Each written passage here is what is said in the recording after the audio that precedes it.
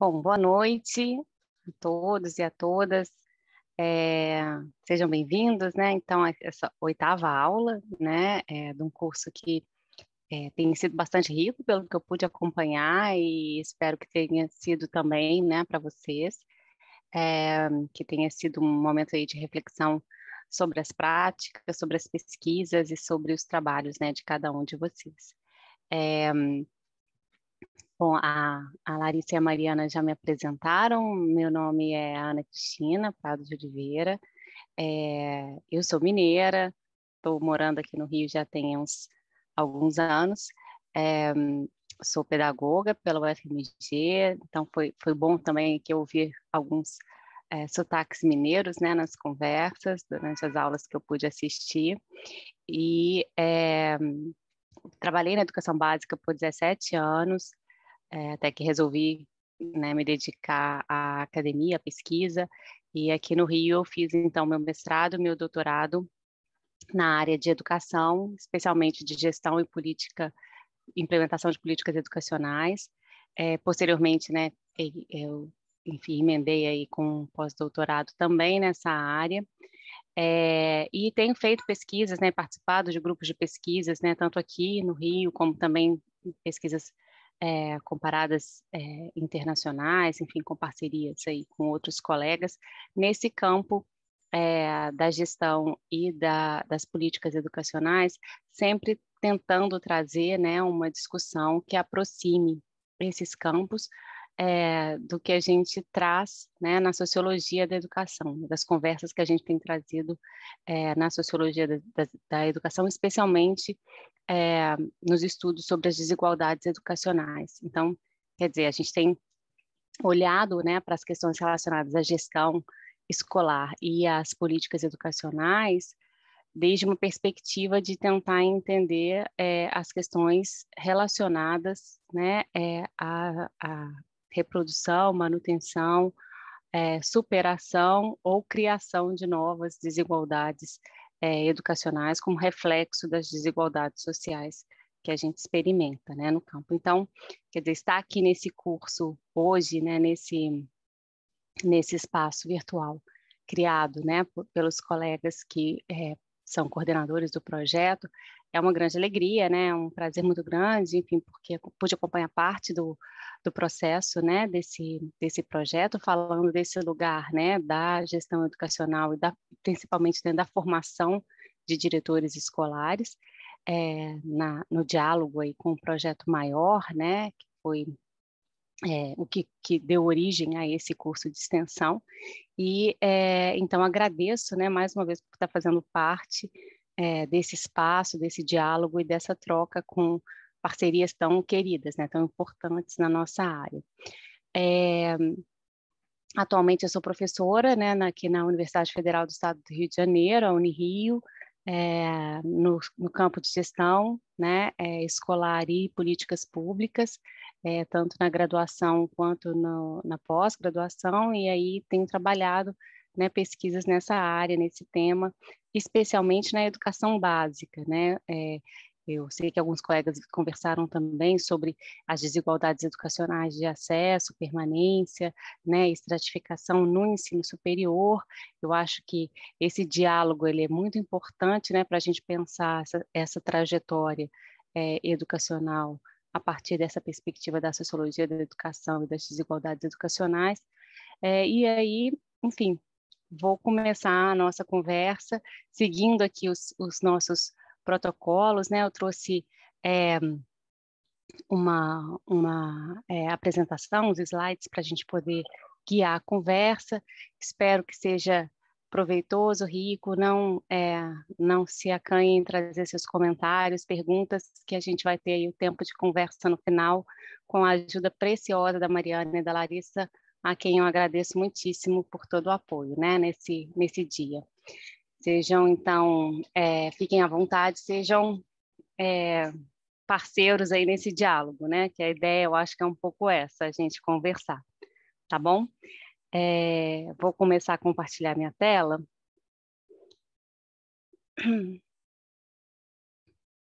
Qualquer coisa, vocês, por favor, me avisem, porque eu paro de vê-los, né? Então, vocês, por favor, podem, utilizando o chat ou pedindo para a Mariana e para a Larissa me avisarem, enfim, que eu paro e volto para o mundo das janelinhas aqui. Já Já apareceu. Já apareceu? Ah, então tá ótimo.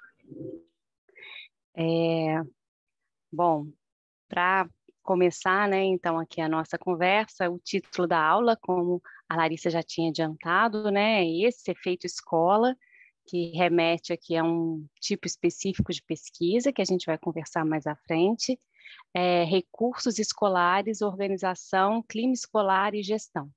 É um tema, né, bem amplo, né, que não tenho aqui a pretensão de cobrir todas as especificidades dele, mas trouxe alguns elementos para a gente conversar a partir do texto que foi proposto, principalmente tentando, né, e articular as questões que estão relacionadas a esses aspectos mais voltados para o trabalho do diretor na escola de educação básica, especialmente a escola pública de educação básica, que tem aí, né, relação ou associação indireta, e a gente vai conversar sobre isso, né, com as características de resultados dessa escola, né, como que a gente pode pensar um pouco essa questão.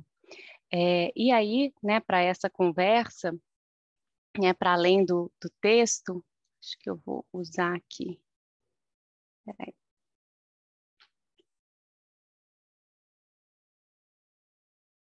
Pronto, estava tampando aqui a setinha. Eu planejei, né, mas a gente pode rever depois, vocês podem me ajudar nisso, essa agenda de discussão aqui com vocês, né? Primeiro, contar um pouco para vocês, né, que a gente, no meu grupo de pesquisa, e é por isso que eu sempre falo a gente ou nós, enfim, na terceira pessoa, porque a gente faz pesquisa em conjunto, né, em parceria, nos grupos de pesquisa e nas interlocuções de pesquisa. Então, eu tenho desenvolvido algumas pesquisas específicas, sempre em parceria com os grupos de pesquisa nos quais eu dialogo e troco as minhas experiências, né?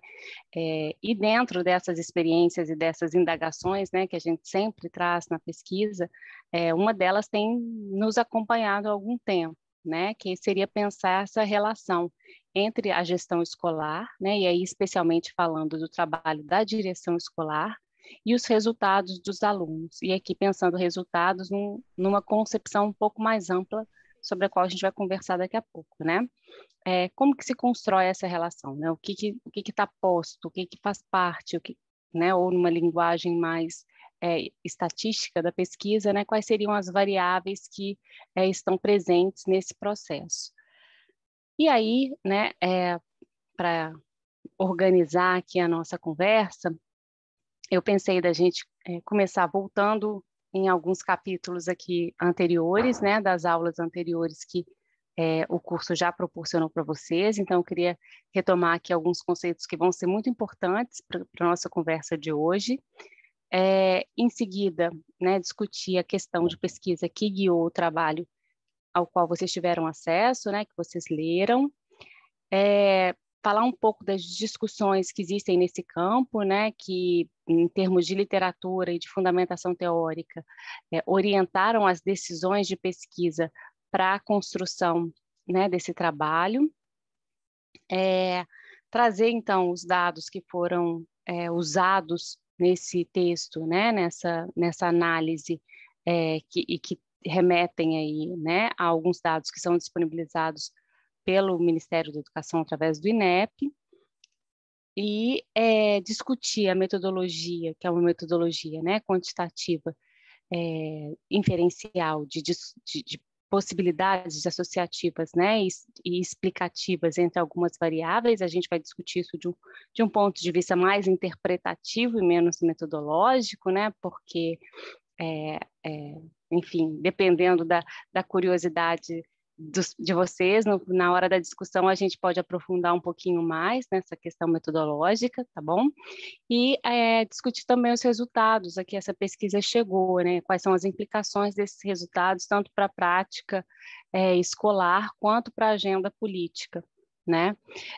Por fim, né, eu vou trazer as considerações finais, enfim, né, refletem sobre esses resultados, mas também algumas atualizações desses dados, né, que já estão defasados, mas que, sendo reaplicados agora recentemente, eles mantêm essa associação que foi apresentada no texto. Bom, voltando então, né, às aulas anteriores desse curso, né, algumas questões foram discutidas aqui e tem, assim, uma íntima relação com o que a gente vai conversar hoje, que, na verdade, né, partem de um mesmo pressuposto, né, ou pelo menos de um mesmo locus de discussão, né, de um mesmo lugar de conversa e de aproximação teórica, né. Primeiro que, né, o grupo de professores se propôs a discutir a relação entre a educação e as desigualdades sociais, né? Em que medida as desigualdades sociais trazem para dentro da escola, né, para a educação escolar, fatores ou características ou, enfim, pontos, né, referentes à origem social dos alunos que vão ser determinantes para a trajetória escolar ou para as questões relacionadas a como esse aluno vai seguir, né, o seu fluxo escolar, tanto no que se refere à permanência, né, e à aprendizagem nesse espaço. Um outro ponto, né, que as aulas anteriores também trouxeram foi a questão, né, como a gente, né, colocou aqui, de como essas desigualdades elas são refletidas nas características e refletem também, né, nas características de origem, né, social desse aluno, quer dizer, onde eu nasci, em que família, em que contexto sociotemporal e econômico, e quais seriam as características sociais adquiridas, né? Foi uma discussão, né, importante aqui no curso também, quando estava se falando sobre as trajetórias, né, escolares. Então, em que medida a escola pode ser um espaço de aquisição de características ou de representações sociais, né, que podem, de certa forma, influenciar a trajetória desses alunos. Uma outra discussão, né, que é muito cara ao campo e que tem muito a ver com a nossa conversa de hoje também, é a definição de qualidade escolar, né? Em que medida a gente pode observar, mensurar e acompanhar a oferta, né, de uma de uma educação escolar de qualidade, como está sendo proposto, né, nas nossas legislações, nas nossas principais legislações educacionais, né? Em que medida nós, enquanto pesquisadores, e a base para a informação, né, da agenda política pode dizer, né, para essa agenda política, olha, a gente está dando conta de oferecer com qualidade a educação escolar, que é a responsabilidade do Estado, né? E da mesma forma que os cidadãos, né, eles possam também indagar, né, a política sobre a oferta dessa educação de qualidade, né? Como está posto na legislação, que qualidade é essa, né? Então, em uma das aulas foi discutido essa agenda política, né, da interpretação da qualidade da escola, né, ou do acesso à escola, né? Então, passando pelo acesso em si, né, pela questão de ter vagas nas escolas, e a professora Maria Lígia, inclusive, comentou a questão da ainda, não vou dizer nem tardia, porque a gente não concluiu, né, mas o que a gente ainda deve, né, socialmente, em termos de universalização do acesso aos alunos às vagas do ensino médio, né, a gente ainda não conseguiu colocar todos os alunos na faixa etária que deveria, né, estar concluindo o ensino médio na escola de ensino médio. A gente universalizou o acesso ao ensino fundamental, né? Universalizou aqui entre aspas, né? A gente tem vagas para todos os alunos do ensino fundamental, né, de 6 até 14 anos, no final da década de 90, que é uma universalização tardia, né, em comparação com os outros países, mas de uma certa forma, esse foi, durante muito tempo, um indicador de se o Estado estava garantindo ou não, né, o que estava previsto na legislação em termos de garantia de uma educação de qualidade para todos, né? Um outro aspecto que foi também comentado, né, nas aulas anteriores, era a questão da permanência, né, do aluno na escola. Então, a gente tem outros indicadores ou outras medidas, né, que vão dizer se o aluno, ok, entrou na escola, mas e aí? Ele fica na escola ou ele evade? Ou ele tem um fluxo esperado, né, que corresponde ao esperado? Quer dizer, ele conclui a educação básica com a idade que era esperada para ele concluir, ou ele tem, né, o que a gente chama de distorção idade séria ou atraso, né, no seu fluxo escolar. Esse é um outro ponto que também é um dos indicadores de se a gente está conseguindo ou não ofertar uma educação escolar de qualidade. E, né, por último, mas não menos importante, né, que completa esse ciclo, né, de aferição da qualidade escolar, seria olhar para a aprendizagem dos alunos.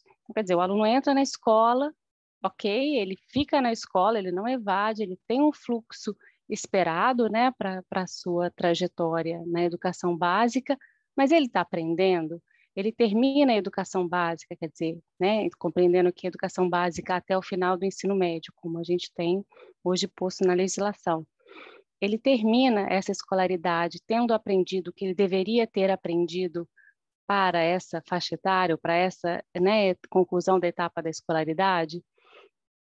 E aí aqui tem uma pergunta, né, que é muito cara para o nosso campo da educação, que é quem define, né, o que ele deveria saber para terminar essa etapa da escolaridade ou terminar outras etapas da escolaridade. Né? Isso é uma discussão, né, riquíssima para o campo do currículo, para o campo de todas as políticas educacionais que vão para o campo da avaliação educacional, né, que vão discutir as medidas de aferir, né? Mas eu prometi, né, na Constituição, na LDB, que eu ia oferecer uma educação de qualidade para todos. Como é que eu vou saber se de fato essa educação de qualidade está sendo ofertada? Né? Então, assim como a gente tem indicadores para os outros né, vou usar indicadores de novo, mas para as outras etapas, né, de mensuração da qualidade escolar, né, para as questões de acesso, de fluxo, de permanência, né, de distorção da série, foram criados, né, porque na verdade são vários indicadores que podem ser que a gente chama na pesquisa, né, de proxy, uma aproximação de uma medida de aprendizagem dos alunos, né? E aí depois a gente vai discutir isso com mais detalhe, porque isso é importante para a nossa conversa de hoje, né? Como que a gente sabe se os alunos estão aprendendo, né, o que deveriam aprender em cada etapa da escolaridade, por que isso é importante e quais são as medidas ideais, né? Se é que a gente pode ter uma medida ideal que atenda a um país tão diverso, né, quanto o nosso.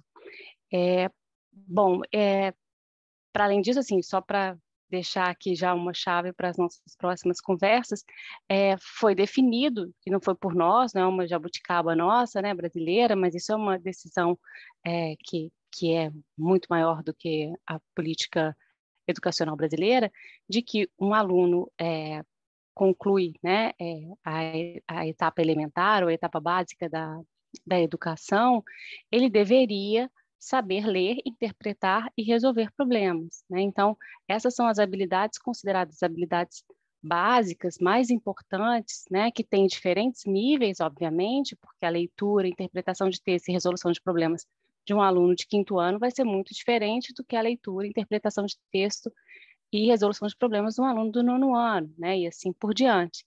Mas são essas as habilidades consideradas as habilidades básicas para que os alunos tenham acesso a outros tipos de conhecimentos. Uma outra discussão que foi posta aqui, né, que foi, né, também bastante rica, é a discussão sobre as famílias, né, enfim, que tem a ver com a questão da origem dos alunos que vão chegar até as escolas públicas brasileiras.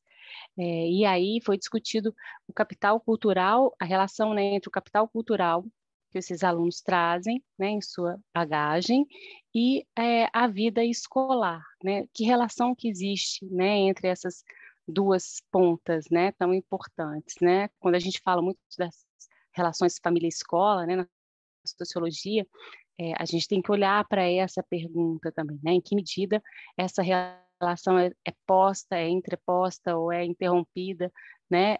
Por determinantes ou características do capital cultural de origem dessas famílias. Um outro ponto importantíssimo também que foi discutido aqui, né, no nosso curso, foi a importância de se desnaturalizar sucesso e fracasso, né? Então a gente fala muito sobre isso, né, na escola, na política educacional, enfim, sobre situações de sucesso e situações de fracasso, né? O que de fato a gente está entendendo como situações de fracasso e situações de sucesso, né? Quais são os condicionantes desse fracasso, desse sucesso, né? Em que medida a gente tem que pensar, né, responsabilização, que foi um outro conceito utilizado aqui também, sem pensar culpabilização, né? Qual é a diferença entre esses dois aspectos? Eu acho que isso é uma questão importantíssima, né? Em que medida nós, enquanto servidores públicos e comprometidos com uma escola pública de qualidade, não somos responsáveis de fato, né, pelo cumprimento do nosso compromisso social, né, com aquelas famílias e com aqueles alunos, mas não culpabilizados, né, pelos resultados. Então essa discussão também é uma discussão importante, cara, né, para o nosso campo, que a gente deve aprofundar sem polarizações e sem superficialidades, né? Mas pensando que a gente não pode tratar dessas questões de uma forma como se fossem, né, naturais, ou dadas, ou postas, né, ou irreversíveis, enfim.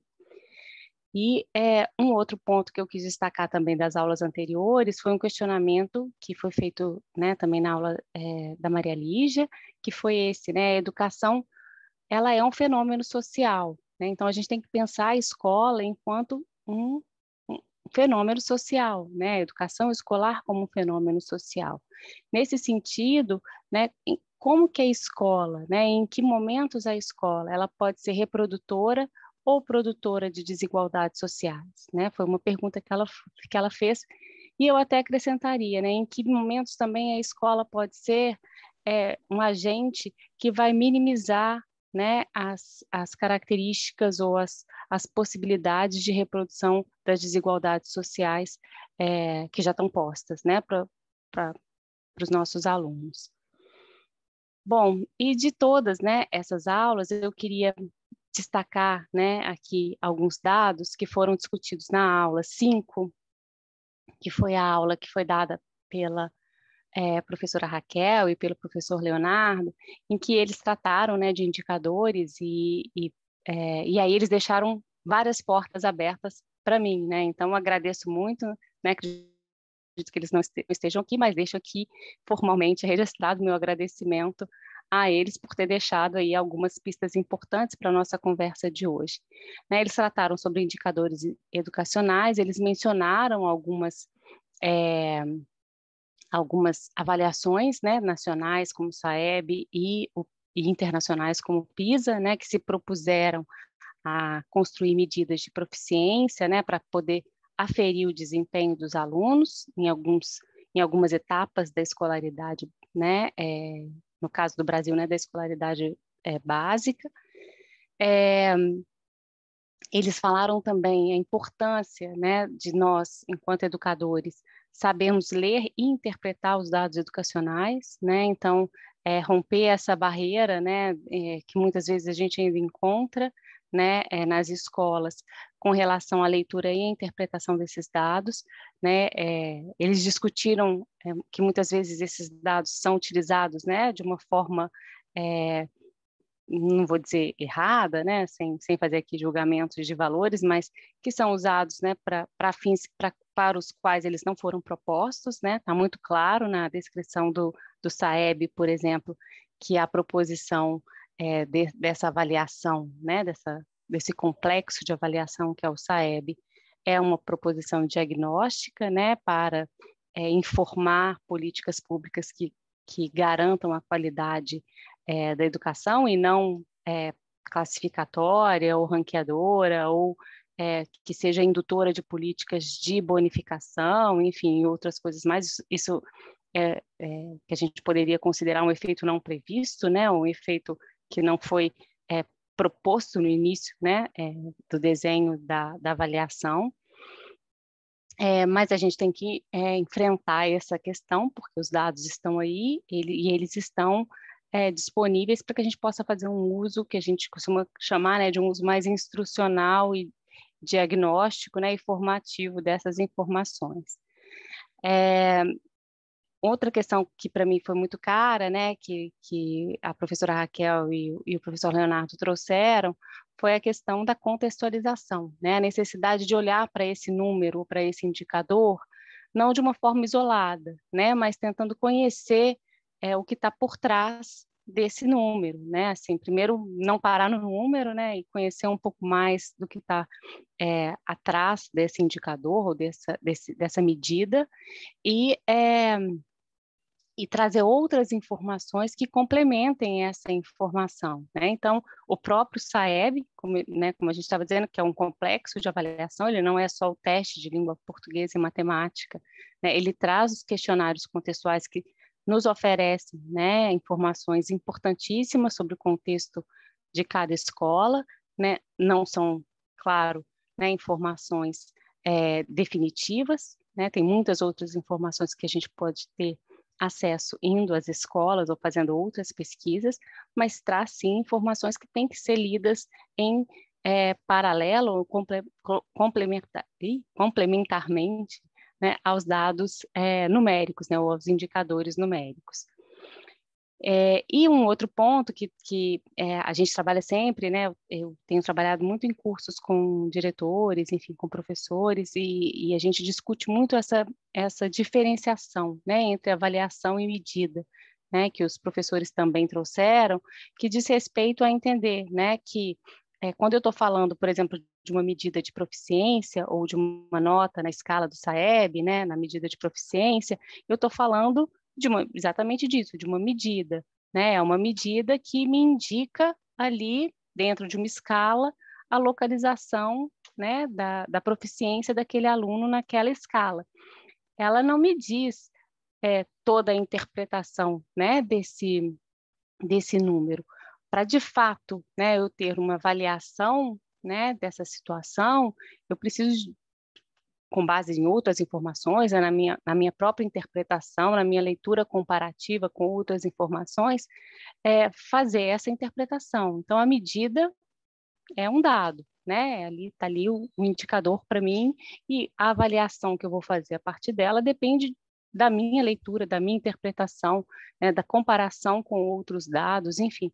Então, diferenciar essas duas situações, eu acho que é muito importante, porque às vezes a gente trata, né, uma medida, né, que como um resultado de um teste, né, dentro de uma escala, como resultado de uma avaliação, né? E o resultado de uma avaliação ele é um pouco mais amplo do que isso, né? A gente precisa olhar para essa medida como uma medida, o que ela de fato é, né? Que ela vai só ter sentido em comparação, em contexto, né? Em interpretação. E aí sim a gente está fazendo uma avaliação. E outra questão, né, que é muito cara, que não foi exatamente tratada na aula do Leonardo e da Raquel, mas que eles mencionaram, é de como que essas medidas, no caso das avaliações externas, elas trazem uma medida que é uma medida de desempenho e não uma medida de aprendizagem.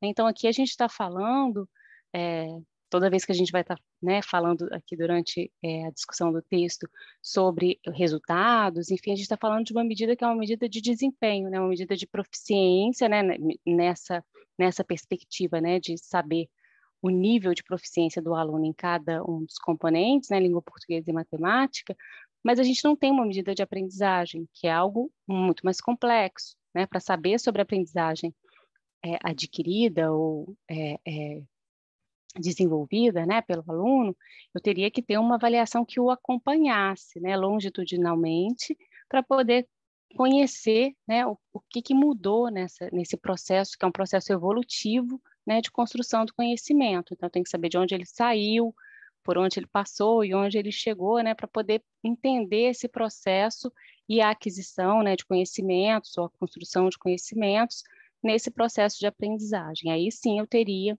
né, uma medida construída sobre a aprendizagem desse aluno. Não é o caso, né, da avaliação em larga escala, né, que nem se propõe a isso. Ela se propõe a ser exatamente, né, isso, uma medida de desempenho, uma fotografia daquele momento, né, da escola, em uma escala, né, proposta, enfim, metodologicamente por quem desenvolveu a avaliação. Claro que a gente tem limite no uso desses dados, né? A gente vai discutir alguns desses limites aqui a partir da pesquisa que a gente fez, mas, enfim, esses limites, contudo, não impedem que a gente os utilize, né? Que a gente tenha que ignorá-los, né?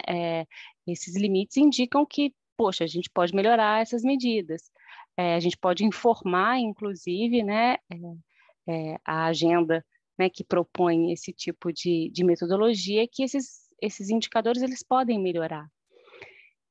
Tem problemas na operacionalização, já que, né, tanto do ponto de vista, um dos problemas que a gente pode já indicar, né, os colegas comentaram na aula 5, alguns deles, mas um importantíssimo que eu destaco, né, no uso desses dados é a falta de continuidade, né? Então, por exemplo, os dados que eu utilizei nesse texto, eles tiveram alteração ao longo dos anos, então, para poder continuar, né, a construir esses indicadores, a gente teve que fazer um estudo, uma adaptação, porque mudaram os questionários contextuais. Esse é um problema, né, a falta de continuidade, né, na produção dos dados. Para quem faz pesquisa, esse é um problema sério. Além de falta de informações, né, claro, não fui eu que fiz o questionário contextual do SAEB, então o que eu queria de fato perguntar não está lá, né, tá lá o que já está posto, né, o que está perguntado. Então, existe aí uma dificuldade na operacionalização, na construção das escalas que a gente gostaria. Mas, repito, né, isso não impede também o uso dessas informações. E, finalmente, né, assim, o que, né, o Leonardo e a Raquel trouxeram sobre a relação entre o nível socioeconômico e a trajetória escolar dos alunos, né, como que existe aí, né, uma relação muito próxima entre essas duas vertentes, ou essas duas variáveis.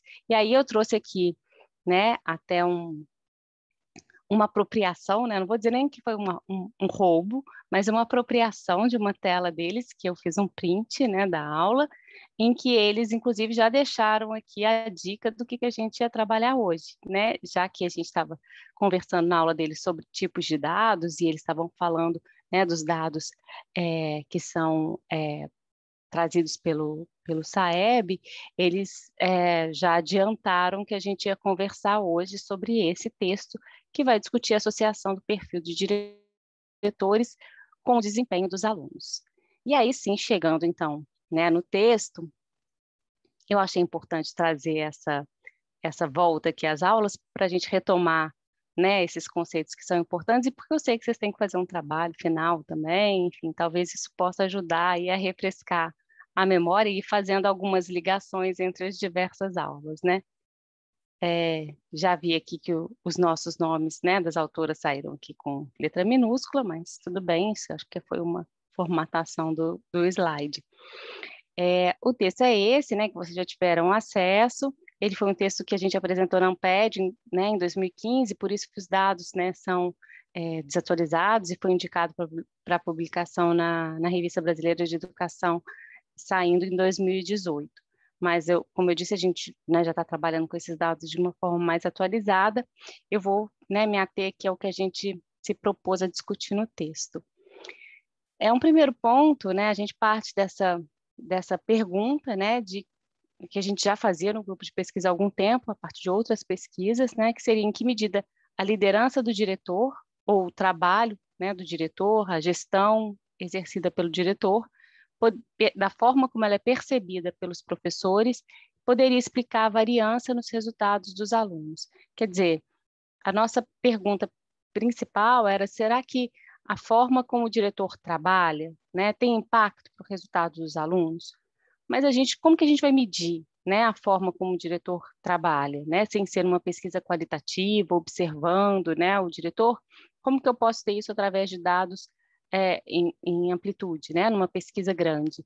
Eu vou olhar para o que os professores pensam, né, ou avaliam desse trabalho do diretor. E aí foi isso que a gente fez, né? De onde que a gente parte, né? Dessa discussão que aqui eu nem vou aprofundar tanto, porque a gente já colocou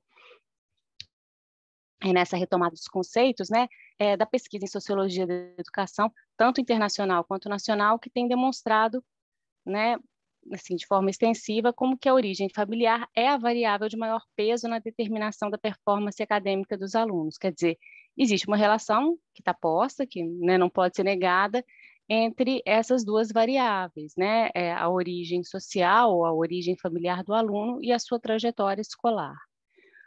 Porém, né, as pesquisas desse campo da eficácia escolar ou das escolas eficazes, né, têm tentado demonstrar, né, a partir do incômodo com as desigualdades educacionais, que existem alguns fatores que são de dentro da escola, né, ou seja, são esses fatores que são chamados intraescolares, que poderiam minimizar esse efeito, né, de origem social dos alunos. Então, voltando à pergunta lá da professora Maria Lígia, né, sobre em que medida, né, a escola pode ser reprodutora ou criadora, né, de mais desigualdades educacionais, e eu acrescentei essa, né, em que medida também a escola pode minimizar esse impacto, né, essas pesquisas começaram a identificar alguns fatores nesse sentido, como? Olhando para escolas, né, que atendiam população, né, com nível socioeconômico e acessos, né, a bens sociais e culturais muito parecidos, né, quer dizer, com características familiares muito parecidas, e que tinham resultados muito diferentes, né? Então, o que acontecia, né, nessas escolas de diferente? Então, foi o que se chamou na sociologia, né, de olhar para a caixa preta da escola. Vamos olhar o que acontece lá dentro, vamos abrir essa caixa preta e entender esses processos. Essas pesquisas, né, então, a partir de grandes surveys e juntando, né, fazendo o que a gente chama na pesquisa acadêmica de meta-análise, né, quer dizer, pegando os resultados de várias pesquisas e condensando, né, esses resultados e trabalhando esses resultados de uma forma que seja estatisticamente significativa, encontraram, né, algumas tendências, que essas escolas que conseguiam ter um resultado melhor, né, do que era esperado, considerando o público que ela atendia, elas geralmente tinham algumas características que se repetiam, né, nesse grupo de escola, que foram, né, esses chamados desses fatores intraescolares que poderiam levar, né, a um trabalho mais eficaz. E aí aqui, né, tem algumas referências desse campo. Entre esses fatores, né, a Pamela Sammons, lá na Inglaterra, né, sintetizou 11 fatores, acho que seriam os fatores-chave, né, que foram encontrados sistematicamente nas escolas que tinham essa característica, e a Maria Tereza Alves e o Creso Franco, aqui no Brasil, também sintetizaram algumas pesquisas já no campo nacional, né, nessa direção. E essas, né, características da escola, que entre elas eu destaco, né, enfim, são várias, né, mas eu destaco aquelas que estão relacionadas ao trabalho da gestão escolar, porque é meu campo de atuação, né, então, o trabalho do diretor pode ser, né, associado também a fatores de eficácia na escola. O que as pesquisas, né, vão mostrando depois disso, né, é que, e aí, né, o Chico Soares, o José Francisco Soares vai trazer nessa discussão do papel do diretor na administração de um projeto pedagógico da escola, de coordenar a ação das pessoas da escola, enfim. Outros autores, né, trouxeram também estudos sobre diferentes perfis de liderança ou de gestão da escola que poderiam produzir resultados diferentes, né? E aí, Soares e Teixeira, numa pesquisa que foi desenvolvida, inclusive em Minas também, vai dizer, né? Será que os diferentes perfis de diretores, eles produzem resultados diferentes? A gente consegue identificar, né, essa associação?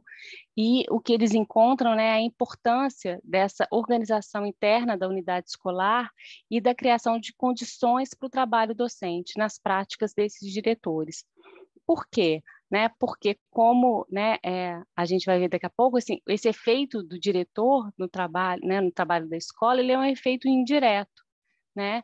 Algumas referências, né, internacionais têm definido esse papel de liderança, né, do diretor, como essa capacidade de mobilizar e influenciar as pessoas da escola numa direção comum, né, numa meta comum, né, construção de metas que vão ser compartilhadas, e ele vai mobilizar e influenciar, né, de forma coletiva esse trabalho para um objetivo comum.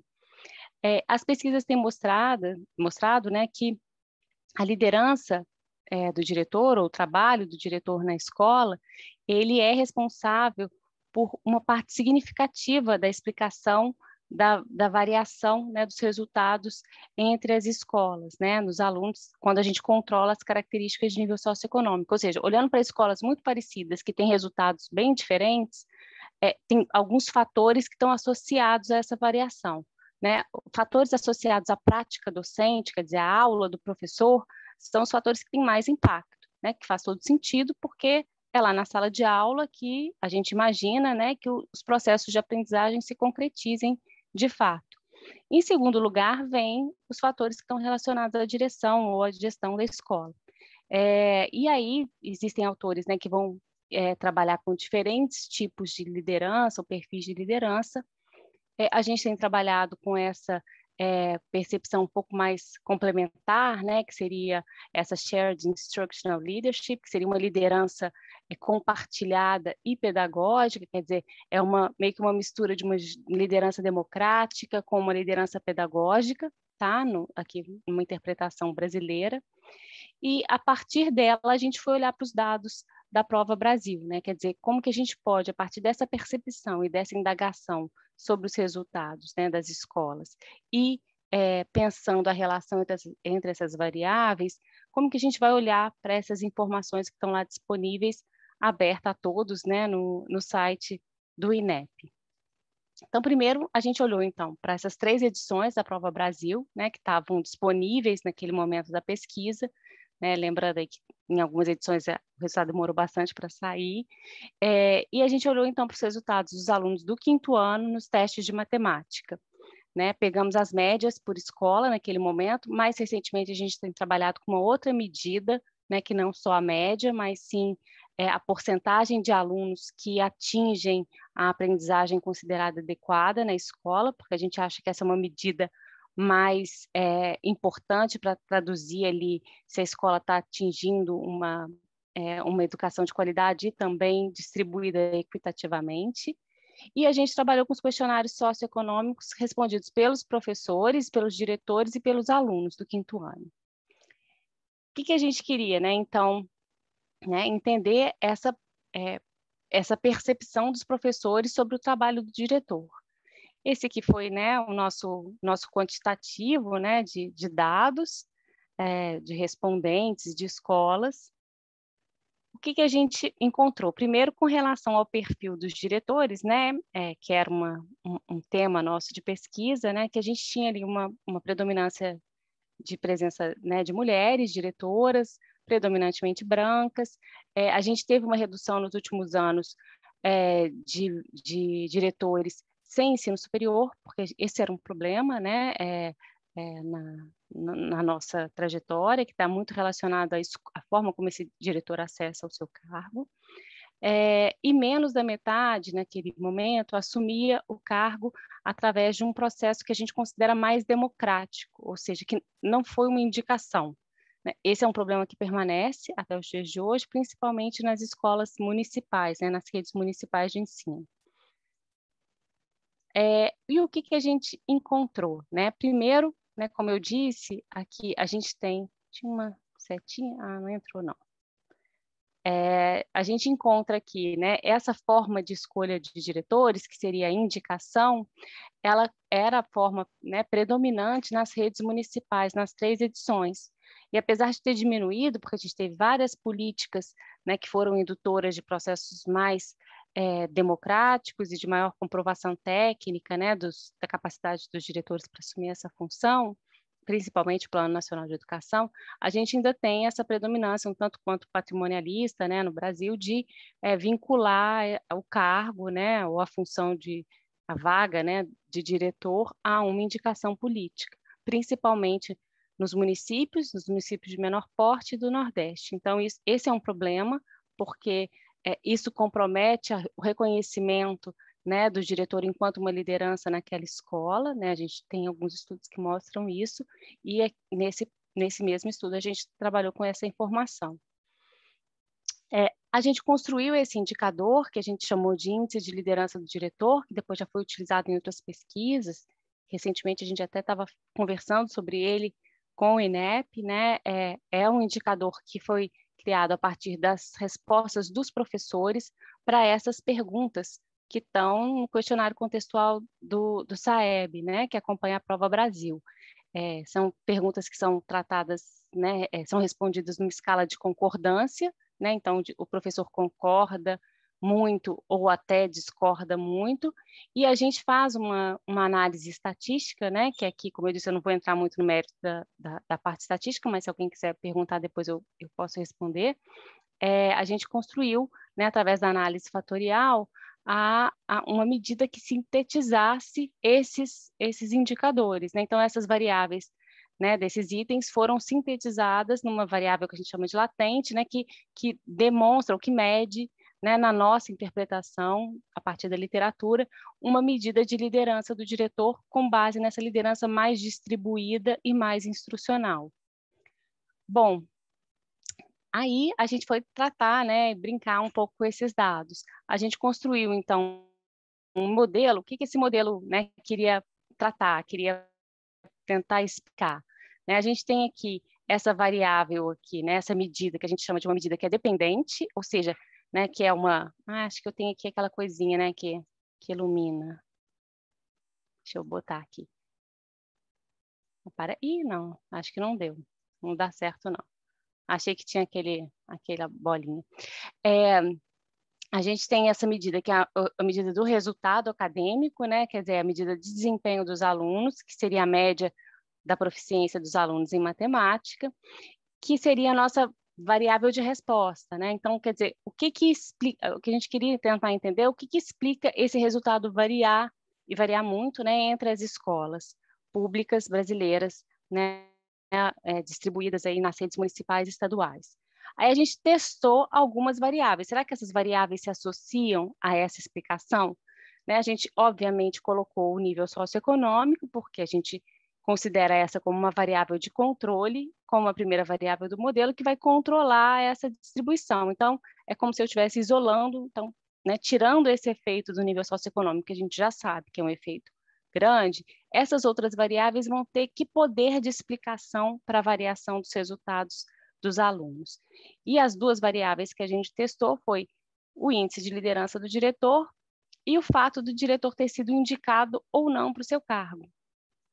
E aí o que a gente encontrou, né, para as redes municipais e estaduais foi isso aqui. Aqui, né, estatística, né, mas assim, né, esse resultado mais quantitativo, mas eu vou destacar aqui para vocês o que, na verdade, nos interessava, né, assim, que a gente teve um resultado positivo e significativo para o índice de liderança do diretor em todas as edições, e tanto para a rede municipal quanto para a rede estadual. Quer dizer, para todas essas escolas brasileiras testadas, o modelo que a gente construiu tinha um poder explicativo forte, né, e que ajudava a entender a variação dos resultados dos alunos, né, nessas escolas. Como vocês podem ver, né, o nível socioeconômico é o que tem um poder mais forte de explicar, né, mas o índice de liderança tem aí um poder residual, né, nessa explicação também.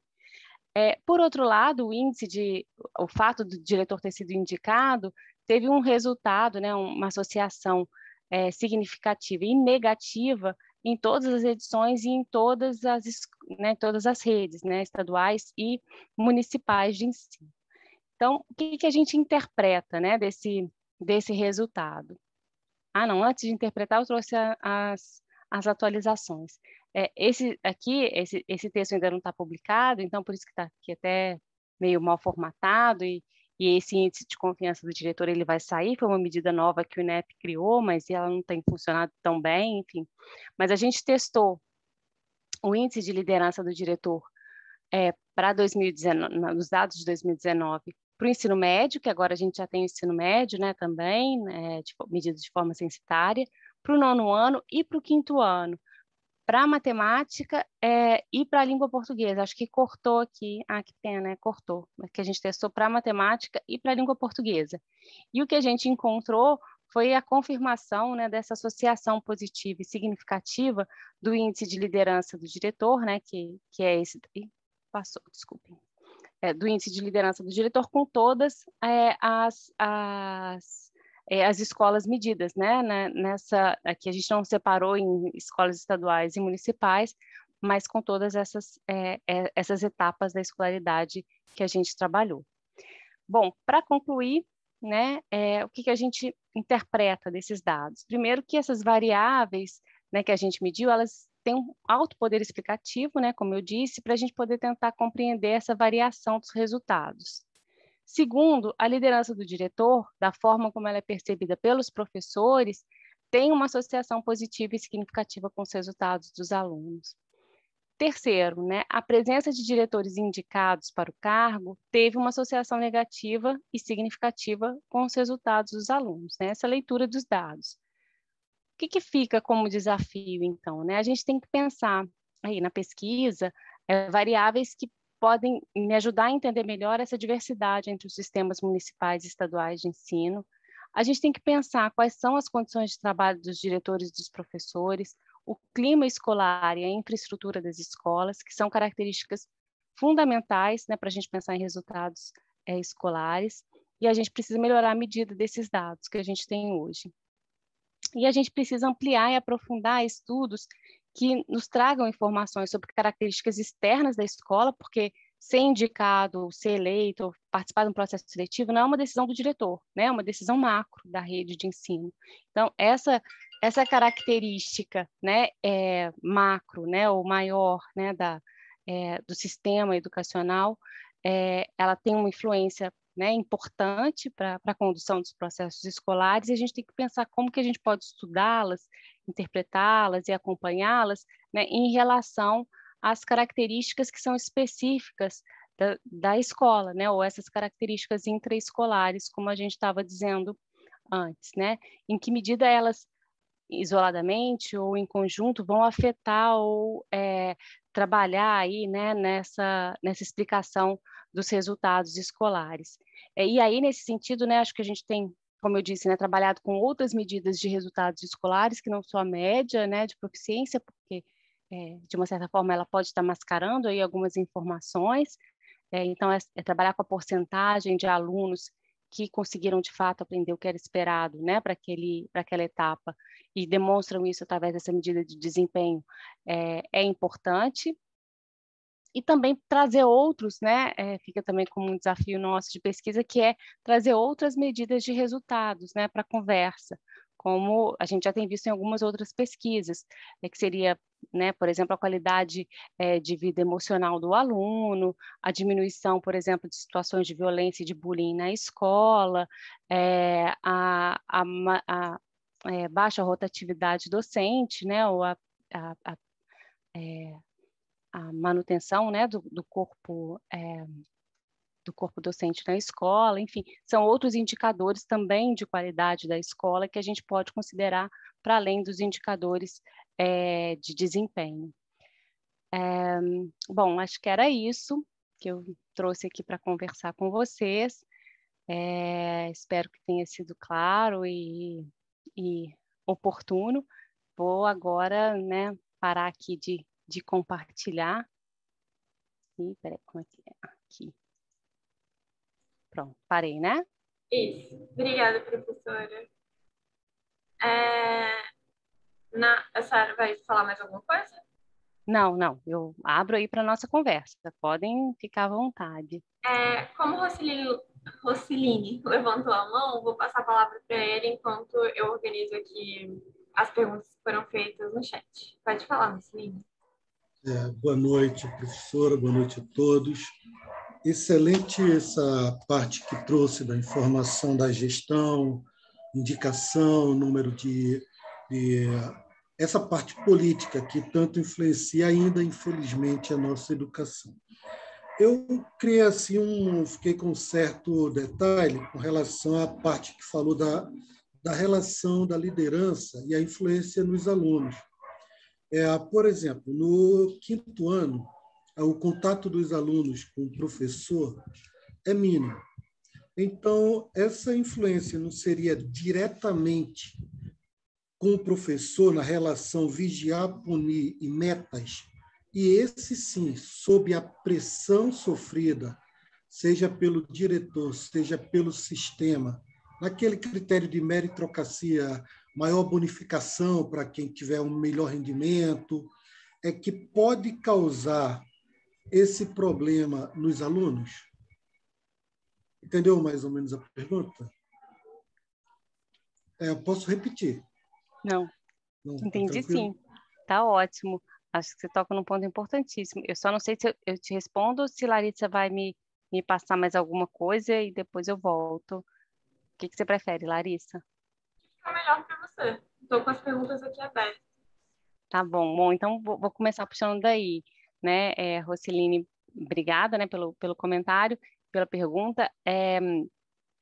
Tem essa característica bem importante, né, que alguns dados das pesquisas quantitativas não conseguem captar, né? Então a gente consegue olhar para as informações, né? Aqui, por exemplo, a gente está trabalhando com uma medida que é uma medida de percepção, né? Eu tô acreditando naquilo que os professores estão dizendo sobre a qualidade ou sobre a forma como os diretores fazem a gestão da escola, né? Então, normalmente a gente costuma, né, associar as pesquisas quantitativas a outras, né, imersões qualitativas, né, ir à escola, fazer observação, né, para poder tentar entender melhor essa interação entre diretores e professores e alunos, né, essa interação na escola, que nos ajudem até a interpretar melhor esses dados quantitativos, né? E aí, quando você diz, né, de fato, o que mais explica os resultados, né, ou a variação dos resultados dos alunos, às vezes até dentro da mesma escola, né, porque aqui a gente estava falando de diferença de escola para escola, mas a gente tem também variação de turma para turma, né, de resultados, e vocês sabem muito bem disso, né, que acompanham, né, bem essa informação. E muitas vezes, né, a gente não consegue trazer medidas tão estatisticamente refinadas sobre isso, porque isso depende de uma avaliação que é um pouco mais subjetiva, né? Que é, por exemplo, acompanhar a aula do professor, né? Avaliar as decisões metodológicas do professor, o uso do tempo, por exemplo, são alguns dos indicadores que têm sido usados, né, nessa forma, né, de mensurar as práticas docentes, né? Alguns mais quantitativos e outros mais objetivos ou que partem, né, de uma interpretação do pesquisador. Mas, de toda forma, né, com certeza a forma de atuação e algumas pesquisas dizem até sobre a forma de interação do professor com o aluno, né, as relações que são construídas nessa interação, elas vão dizer muito mais, elas vão poder explicar muito mais a variação nesse resultado do que o trabalho do diretor. O que a gente tem discutido é que, para além dessa percepção que os professores têm sobre o trabalho do diretor, passa também a construção daquilo que a gente, acho que conversou lá no início, que era a construção que está na mão do diretor, né, na maior parte das vezes, de um ambiente próprio para aprendizagem. Então, o diretor, ele pode influenciar, né, os resultados na sua escola, não porque ele vai sentar com o aluno e ensinar a resolver um problema, né, mas muito mais na garantia de um ambiente que seja próprio para a aprendizagem, que as coisas funcionem, que exista uma rotina, enfim, que existam, né, relações de respeito entre as pessoas, e relações colaborativas, é uma outra medida que a gente está criando, já criou também, né, entre os professores. Isso depende muito da atuação do diretor. Então, de fato, né, a gente tem que olhar para essas relações com cuidado, né, porque nem sempre os dados que a gente consegue de forma mais ampla, eles vão trazer todas as respostas, né, mas, e sim, né, olhando de uma forma um pouco mais, como se fosse colocar uma lupa agora nesses resultados, ir lá para a escola e entender melhor como eles se processam. Quando a gente vai para as escolas, que a gente tem feito isso, né, de forma qualitativa, a gente encontra essas características, né, de direção escolar e de atuação do diretor nesse favorecimento, né, do trabalho docente. Para que é como se eu enquanto diretor eu preciso dar as condições favoráveis para que o meu professor faça, né, o processo ali de ensino-aprendizagem acontecer satisfatoriamente. Não sei se respondeu, qualquer coisa a gente volta. Não, respondeu divinamente. Eu toquei nesse assunto, mas por causa do sistema do escola sem partido e daquela visão de imputar ou vigiar, punir e criar metas. E isso aí eu acho que ceifa muito o trabalho do professor. Aí a gente, né, vai construir na escola um outro paralelo, né? Assim, que são relações que não são relações de confiança, né? Não são relações de autonomia. Antes da Daniela falar, eu vou só pegar uma pergunta do chat. A maioria das pessoas ficam falando sobre indicação, exoneração, e a primeira pergunta foi da Adriana, falando justamente isso que você até tocou no ponto dos diretores que foram indicados ou eleitos. Ela falou, como medir a forma que o diretor trabalha? Quando no município são os vereadores que indicam e exoneram a direção? Tenho colegas que trabalham em diferentes municípios. E exemplificou que, devido à mudança de governo, a direção tem se modificado várias vezes durante um período muito curto. Como desenvolver um trabalho de qualidade? E... Desculpa, só qual que é o nome? Adriana. Adriana, tá. A Rosângela perguntou se o gestor escolar faz um trabalho democrático voltado para as necessidades escolares ou político. E aí tiveram alguns comentários em torno disso. E a Adriana, deixa eu ver se é a mesma, ela respondeu depois de um tempo falando que é necessária e obrigatória a eleição para a direção. Os municípios que não são beneficiados com referente à democracia não existe um trabalho de qualidade. Eu falo do Rio de Janeiro. Então, a Adriana fala de um contexto que eu conheço, né? Aqui também, enfim, é bom que a gente vai poder depois trocar mais informações. Uma questão importante que ela traz, né, é sobre a definição, a autonomia, né, das redes escolares para fazer o processo de escolha de diretores, né? O que a gente tem hoje legalmente, né? A gente tem um acordo, né, federativo que coloca, né, na nossa legislação a autonomia das redes escolares, né, sistemas municipais e estaduais e do Distrito Federal, né, de definirem como eles vão fazer, né, a escolha dos seus diretores, né, para suas redes. Então a gente tem aqui uma variação, né? A gente tem, por exemplo, em São Paulo, concurso público, né? Enfim, é uma diferença, né, das outras redes, mas a gente tem concurso, o diretor ele tem que fazer a prova, fazer um concurso, e aí, de fato, né, ele entra ali numa carreira que é diferenciada, né? Na maior parte, né, é São Paulo e mais uma outra cidade também do estado de São Paulo. Na maior parte do Brasil, o que a gente tem é que o diretor ele continua sendo um professor, né? Ele é um professor que assumiu, né, essa função de diretor, que recebe ali, né, um adicional por essa função, né? Mas ele continua na carreira docente, né? Então tem tem um autor que é muito muito querido, né, nesse campo, que é o Ângelo Souza, que ele discute isso de uma forma muito bacana, que é essa dificuldade até de identificação, né, entre o cargo e a função, né, de diretor escolar, né, qual é a carreira desse profissional, enfim, que tem muito a ver com o seu processo até de profissionalização. E aí o que a gente tem é que algumas redes, né, principalmente redes municipais, como a gente estava dizendo, e de municípios pequenos e do Nordeste, né, mantiveram sistemas mais coronelistas ou, né, patrimonialistas, né, nessa decisão, né, e a gente também não precisa ir muito longe, aqui na Baixada Fluminense. Hoje mesmo eu estava dando um curso para diretores de Queimados, que é uma cidade aqui vizinha, né, do Rio, da Baixada, e lá a gente já tem né, a consulta à comunidade, né, ou eleição, que não é o termo muito correto, mas a consulta à comunidade para a escolha dos diretores, desde a década de 90, se não me engano, aqui no município do Rio, desde a década de 80. Mas tem outras cidades aqui do entorno, como Belford Roxo, São Gonçalo, enfim, que a gente tem ainda indicação, né? E aí acontecem cenas, né, interessantíssimas, como eu escuto às vezes os meus alunos quando estão fazendo estágio nesses municípios, né? Que é às vezes de um vereador, né, da esposa de um vereador chegar na escola como se fosse, né, tivesse alguma autoridade, de fato, na escola, né, pública, pedindo para a escola prestar contas ou querendo, né, interferir na gestão da escola, porque foi o vereador quem colocou o diretor naquela posição, naquela função.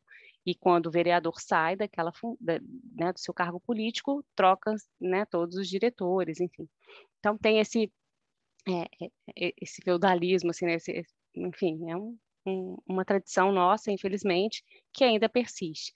A gente tem indução legal, né, no PNE para que as redes façam processos mais democráticos e que considerem a experiência e a capacidade técnica dos profissionais, né, porque eu publiquei um texto sobre isso um tempo atrás, que tem uma relação direta, né, que é óbvia, mas enfim, eu estava querendo mostrar com números que nas redes onde a gente tem maior parte de indicação política para diretores, são as redes que têm os diretores com a pior formação, né? Os diretores sem ensino superior, o diretor sem uma formação no campo da educação, ou sem uma formação continuada, e etc. Então, assim, desse ponto de vista, a gente precisa discutir, né, a consulta à comunidade ou a atribuição de processos de escolha que considerem, né, a capacidade técnica e de desempenho desse diretor, né, desse profissional, porque a gente está falando de um cargo importante, né, central, né, na escola. E aí, né, voltando para a pergunta que foi feita, assim, a gente vai ter essa diferenciação enquanto a gente não tiver uma definição mais, enfim, republicana, né, no sentido de, ok, a gente está falando de um sistema federativo que consta, né, com essa autonomia dos entes federados, mas tem limite, né, a gente tem que ter alguns limites aí nessa articulação, porque a gente pode estar aí criando problemas, né.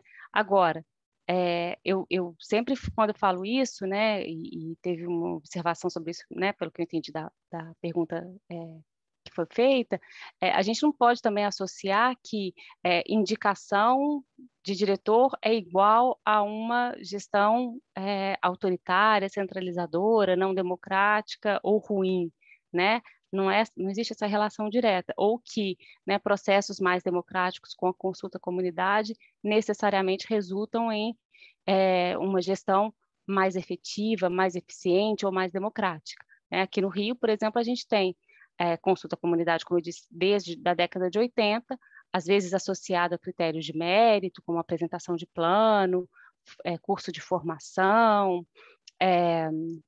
enfim, os editais variaram aí ao longo do tempo, né? Apresentação de um plano para a banca, né, da secretaria e tal, mas sempre com a consulta à comunidade. Mas tem diretores que estão no cargo há mais de 20 anos, que fazem uma direção extremamente centralizadora. Por outro lado, eu conheço, né, diretoras de São Gonçalo, como eu citei aqui, que foram indicadas para o cargo e que fazem uma gestão altamente democrática, participativa, que conseguiram melhorar muitos indicadores da escola, enfim. Então, essa associação não é direta. O que eu falo sempre é que a gente tem que defender processos mais republicanos e participativos na escolha dos diretores, porque assim a gente garante, primeiro, né, uma representatividade, uma legitimidade dessa liderança na escola, né, assim, é diferente o diretor falar, olha, né? Eu fui escolhido, né? Reconheceram a minha capacidade de estar aqui nessa posição, a minha comunidade reconheceu a minha capacidade de estar aqui nessa posição, e também porque a gente é, inicie, né, esse processo de gestão com uma forma um pouco mais participativa, mas não é uma garantia, né? Isso a gente tem que deixar sempre bem claro, né? Vou passar a palavra para a Daniela. Pode falar, Daniela. Oi, gente, boa noite a todos e todas, tudo bem? Professora, sua fala me contemplou muito, me identifiquei muito com a sua fala. Eu sou diretora no município do Rio de Janeiro, né? Acho que estou indo para o meu segundo mandato, que na verdade, como ano passado a gente teve um período pandêmico, nosso mandato foi prorrogado, então provavelmente esse ano a gente vai ter a consulta à comunidade. Então, assim, sua fala foi muito importante para mim, tanto do ponto de vista prático, quanto do ponto de vista teórico, porque eu pretendo ingressar no doutorado e pesquisar o tema da gestão democrática. E eu queria dialogar um pouquinho com a senhora e com os colegas sobre 3 pontos, né? Eu acho que o primeiro, me incomoda muito essa questão de personalizar a gestão na figura do diretor ou da diretora, que nós somos a maioria mulheres, né? Eu acho que a gente precisa de pensar em gestões que sejam coletivas, né? A minha orientadora do mestrado, ela dizia assim, a direção dá o tom. Eu concordo que a direção dá o tom, né? Mas eu acho que a gente precisa de pensar num coletivo, né? Tem até um autor, o Vitor Paro, que ele é um profundo estudioso de gestão, né, sobretudo gestão democrática pública, e ele coloca essa questão, né? Por que não uma gestão coletiva, né? Seria a primeira questão.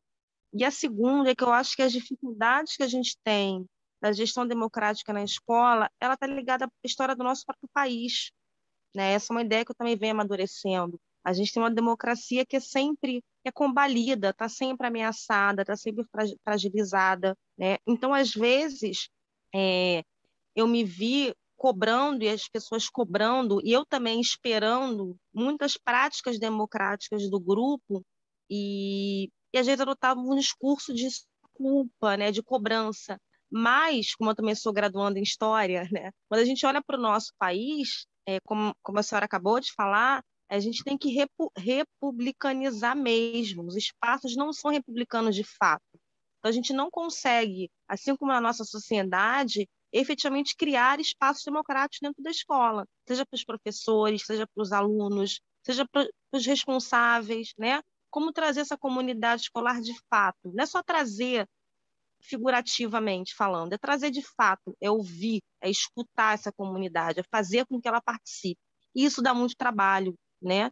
E uma terceira questão essa questão em cima do diretor, né? Eu sou diretora, eu sou professora de 16 horas e eu trabalho muito mais do que 16 horas. Eu não ganho como um professor de 40 horas, por exemplo, né? Estava até tendo recentemente a discussão de uma matriz para diretor escolar, eu não sei se acredito que a senhora estava acompanhando isso, né? Então, assim, o diretor, ele é tudo, né? Ele é pedagógico, ele é administrativo, ele é interpessoal, ele leva aluno para o hospital quando ele passa mal, ele atende a todos e todas, mas a gente também não tem uma valorização financeira que compense isso, né? Então, eu acho que essa discussão não é menor, né? E ela tem que ser colocada, porque para você ter um profissional, quando eu vi essa matriz, né, que foi apresentada, se não me engano, acho que o professor Ângelo estava numa dessas apresentações com a professora Cíntia da PUC, eu fiquei imaginando, não, tem que ganhar 50 mil, 100 mil, porque assim, o nível de exigência das atribuições que o diretor tinha era surreal, é a nível de um cargo de uma grande empresa, ok, tudo bem, podem me cobrar, entretanto, eu também preciso de ter um retorno financeiro, né? Eu preciso ser valorizada financeiramente também, né? E eu acho que essa é uma discussão importante, e hoje a gente está mergulhadas em demandas administrativas, é absurdo, né? Uma das minhas estratégias como diretora é delegar. Eu não opto por uma gestão centralizadora, eu delego. Então, se eu não consigo fazer, porque se for esperar de mim para certas ações ocorrerem na escola, não vai acontecer, porque a carga administrativa e burocrática em cima do diretor é muito absurda e aumentou muito com a pandemia, né? A gente não pode esquecer os links, com os formulários, com as reuniões, né? Então, assim, em que momento o diretor cuida do pedagógico? E eu fui ser diretora porque eu queria cuidar do pedagógico. Eu não tenho viés administrativo. Eu queria ser pedagógica, eu queria estar com os alunos, eu queria estar com os professores, eu queria estar com a comunidade escolar, pensando projetos para a escola, mas a gente tem uma carga administrativa tão bizarra em cima da gente que a gente não consegue respirar, né? Então, seriam essas questões que eu gostaria de colocar, né? E, assim, pensar nisso é muito difícil. Eu costumo dizer que eu deixei de ser pedra e virei vidraça. Que eu era professora da unidade escolar, então eu cobrava as direções, sempre fui muito crítica, né? E mudei de lugar. Hoje eu sou a diretora, né? E estou ali para cobranças. Procuro fazer uma gestão transparente, procuro sempre que tem verba discutir com o grupo. Agora, isso dá trabalho, sabe, professora? Porque às vezes eu me surpreendo também com outro lado, não disposto, não sei se seria a melhor palavra, mas não habituado a uma prática democrática de fato. Que é isso? Democracia é diálogo, é discordância, é debate. Tudo isso é uma gestão democrática. Eu agradeço, né, Daniela, seus comentários, importante, né, trazer aí essa percepção de quem está, de fato, né, na frente ali da escola e não sozinha, concordo com você, né, a gente tende a falar diretor, diretora, enfim, mas é sempre uma interpretação, né, da equipe de gestão, né, da escola, que muitas vezes é uma equipe muito reduzida, né, então, um dos pontos que você coloca, né, que é a discussão. No Rio são 3, né, o CP, o adjunto e eu. Pois é. Diretora ou diretor. E isso independe, muitas vezes, né, do tamanho da escola, né, nas pesquisas que a gente tem feito, se a escola tem 150 alunos ou se a escola tem 400 alunos, é o mesmo tamanho da equipe, né, então, você tem aí realmente um excesso de trabalho, a questão de delegar, né, e de dividir funções, né, é fundamental. Eu concordo com você com relação à dificuldade de definição do que é uma escola democrática, vem da dificuldade que a gente tem de entender o que é viver a democracia, né? Nós somos uma democracia tardia, né? Então, assim, essa discussão vem para o campo social, né? A partir da década de 80, né? Então, a gente foi viver essa redemocratização, né? Tardiamente, e a gente vai, né, incorporar essa dificuldade na escola, né? Eu costumo dizer que acho que a gente tem que incorporar nessa discussão, que vai além da participação, né, vai além de abrir a porta das escolas, o compromisso que essa participação, na hora que a gente abre a escola para um conselho, que a gente institui um grêmio estudantil, né, que a gente convida a comunidade para construir o projeto político-pedagógico da escola, a gente tem que entender que essa participação ela tem que ter um objetivo, né, que é distribuir melhor a educação escolar de uma forma equitativa e com qualidade. Se não for para garantir isso, essa participação não faz sentido, né? Se não for para comprometer esses participantes com esse compromisso social da escola, não faz sentido, né? Então, a gente tem que pensar que o principal compromisso democrático da escola é garantir essa entrega, né, da sua função social, né, que tem sido discutida aqui desde o início do curso. E um outro ponto que eu acho que é, né, importante que você coloca, né, com relação às condições de trabalho do diretor, são fundamentais, né? Eu estava lá também com o Cíntia e com o Ângelo, né, na discussão da matriz, a gente trabalhou junto nesse processo. Foi um processo importante, eu acho que é de discussão que a gente não tem ainda, né, de entender até essa articulação, né, entre escolha do diretor, formação necessária para essa função e que a gente sempre insistiu muito, né, disso que você colocava, né, a garantia das condições de trabalho e da atratividade para essa função, porque realmente não faz sentido. A gente fez, né, nessa discussão, um seminário que envolveu diretores de várias regiões do país e a gente viu o tanto que isso é desigual, né, como que tem diretores de escolas públicas no Brasil que tem, né, um reconhecimento, não só um reconhecimento salarial, mas também de plano de carreira, enfim, né, nas suas redes, muito diferentes, né, entre os que a gente escutou, né, no Brasil, e isso não pode acontecer, né? Como é que a gente pode tratar, né, cuidar dessa forma, né, dessa profissão, né? Como você disse, né? Aqui no Rio a gente sabe disso, que às vezes vale mais a pena ser um professor 40 horas, né, nos novos concursos, do que assumir a direção da escola, financeiramente falando. E é isso, assim, é tentar entender, né, eu acho que isso faz parte da nova agenda política que acho que começa a se atentar para isso, que essa é um cargo, né, um lugar, né, enfim, uma posição central, né, se a gente quer pensar a melhoria da educação pública no Brasil. Obrigada, Daniela, então, pela pergunta. Não sei se tem mais alguma coisa, Larissa, para a gente conversar. Eu não consigo acompanhar o chat, gente, eu sou muito devagar. O Luiz Serrão perguntou se tem algum estudo que explore o efeito do modo de provimento do cargo de direção na proficiência dos alunos. Por exemplo, indicação política gera maior ou menor nível de aprendizagem? Ei, Luiz, tudo bom? Bom, obrigada também pela pergunta. Tudo bom? Nesse estudo particularmente, assim, a gente encontrou esse efeito, né, que a gente não chama de efeito, né? A gente chama de associação, porque para considerar um efeito a gente teria que fazer um controle, né? Assim, e está aí uma boa dica, né, de pesquisa, que é acompanhar, né, ao longo do tempo, né, e vendo de fato o efeito dessa variável, né, da indicação do diretor para a qualidade, né, dos resultados da escola.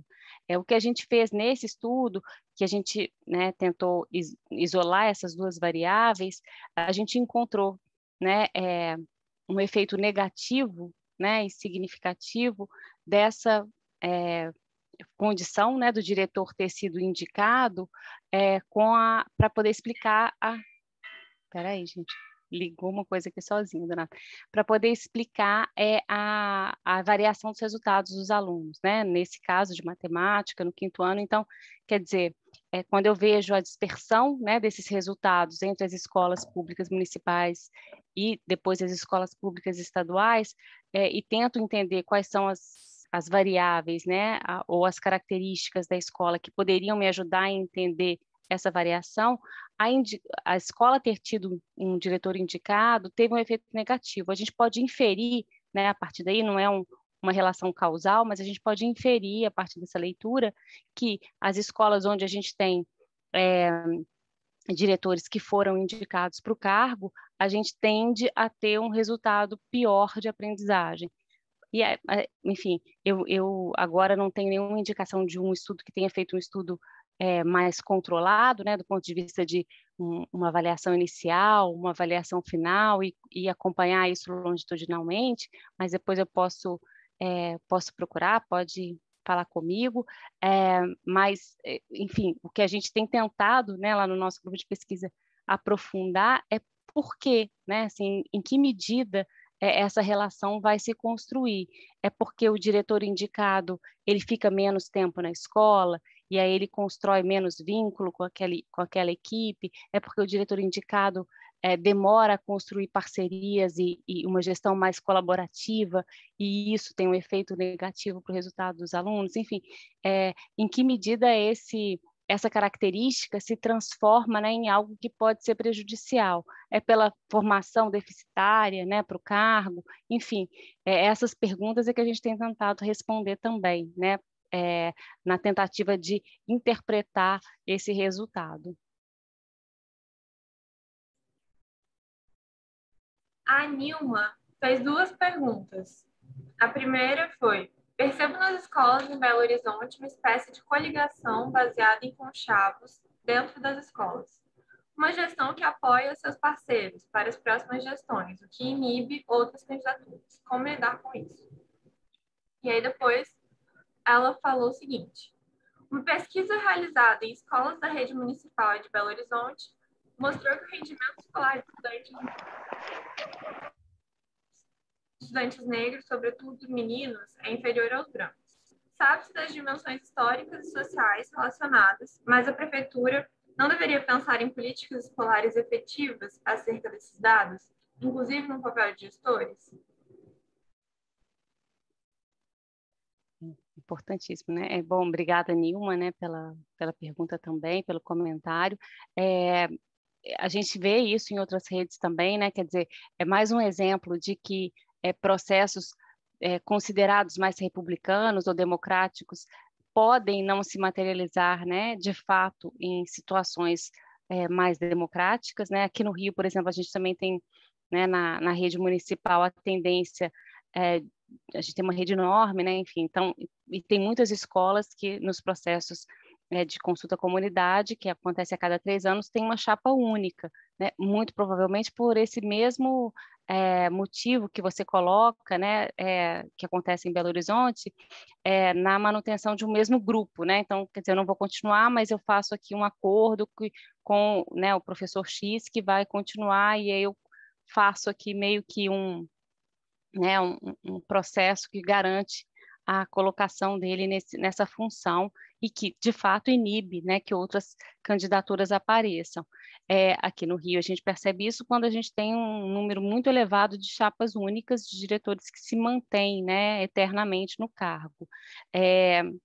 E aí a gente rompe, né, com, acho que é um princípio muito básico da democracia, que é a alternância, né, no poder, né? A gente precisa garantir essa alternância até para poder experimentar outras situações.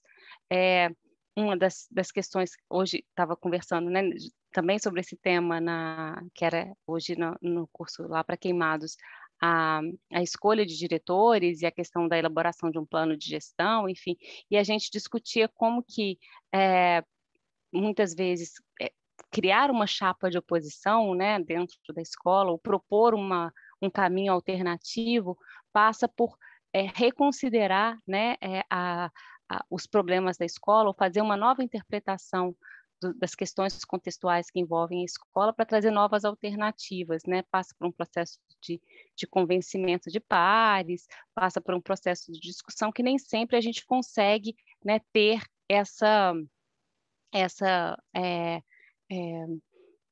esse espaço, né, dentro da escola. Então, assim, é difícil, mas é possível, né, propondo aí alternativas que vão, né, no caminho do diálogo. Agora, com relação às desigualdades, né, educacionais, que a gente até tem analisado aqui, numa pesquisa que eu tenho realizado como desigualdades entrelaçadas, né, que a gente vai vendo camadas dessas desigualdades, né, que são econômicas, que são de cor, que são, né, de gênero, né, ou de definição de gênero, enfim. E a gente tem, né, essa característica, sim, muito marcante das exclusões sociais, de que meninos negros e pobres são aqueles que mais evadem, mais repetem de ano, que têm os resultados, né, piores, enfim. Uma das características, né, que a gente tem visto que podem amenizar esse processo nas escolas são as estratégias de enturmação, né? A gente tem muita relação com o papel da gestão escolar, né? Uma das características que têm sido discutidas é como que o diretor pode também propor, né, iniciativas que sejam menos segregadoras, né, na hora de propor estratégias de enturmação dos alunos na sala, e outras, né, principalmente de monitoramento e acompanhamento da aprendizagem dentro da escola ao longo do ano letivo, para que esse aluno seja acompanhado, né, nesse processo e não numa avaliação classificatória final, né, que vai já determinar, enfim, de uma forma muito mais marcante a sua trajetória. Então, assim, acho que tem algumas estratégias, sim, que a gestão pode fazer, né, primeiro partindo do conhecimento aí desse contexto, né, da escola, a partir dos indicadores que ela tem acesso, e trabalhar possibilidades de alocação, de enturmação, de monitoramento e acompanhamento da aprendizagem desses alunos de forma muito mais próxima, né, e mais participativa junto com os professores, para fazer um trabalho coletivo, né, na escola, de acompanhamento e de não deixar ninguém para trás, né? Obrigada, professora. Excelente. Quer falar alguma coisa? Só agradecer mesmo, Larissa. Obrigada pelas reflexões. Tem mais 3 perguntas no chat. O Thiago perguntou se foram observados fatores intragestão. E aí ele explicou como a gestão coordenava o trabalho no turno da manhã, da tarde e da noite. Pergunto, pois na escola que leciono, os ótimos indicadores do turno da manhã, o clima escolar, etc., é oposto ao turno da noite. Sei que é outro perfil de estudantes, mas também percebo diferenças notáveis de atuação. Vai fazer cada uma, né, Larissa? Tá. Então, Tiago, não foram observados, mas essa é uma questão bem importante que a gente tem olhado, inclusive a partir de um índice que o INEP criou, né, mais recentemente, que é o índice de complexidade da gestão.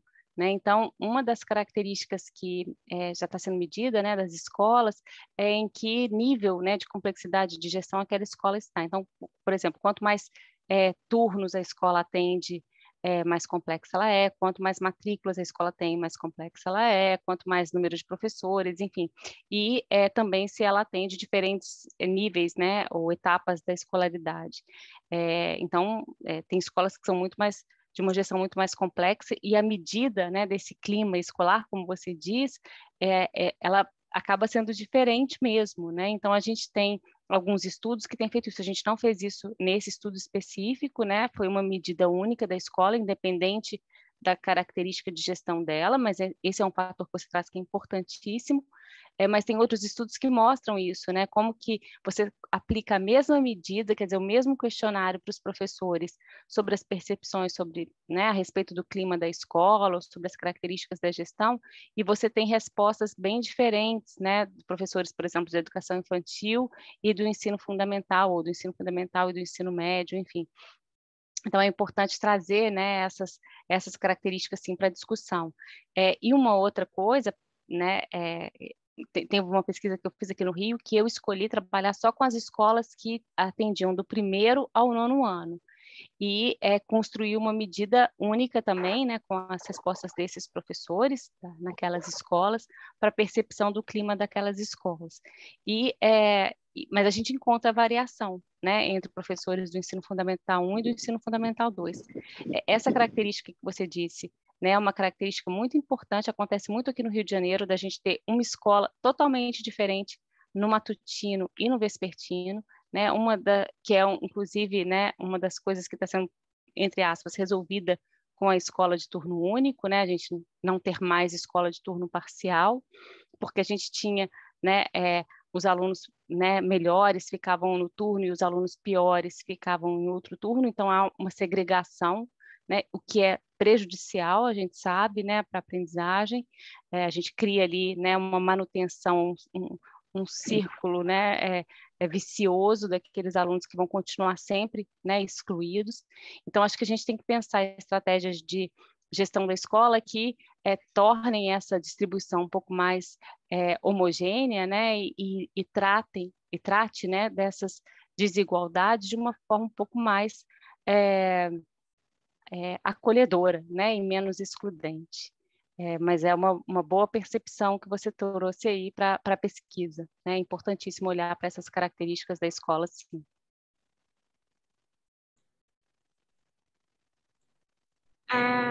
As outras questões falam sobre as chapas, né, e os candidatos para gestão.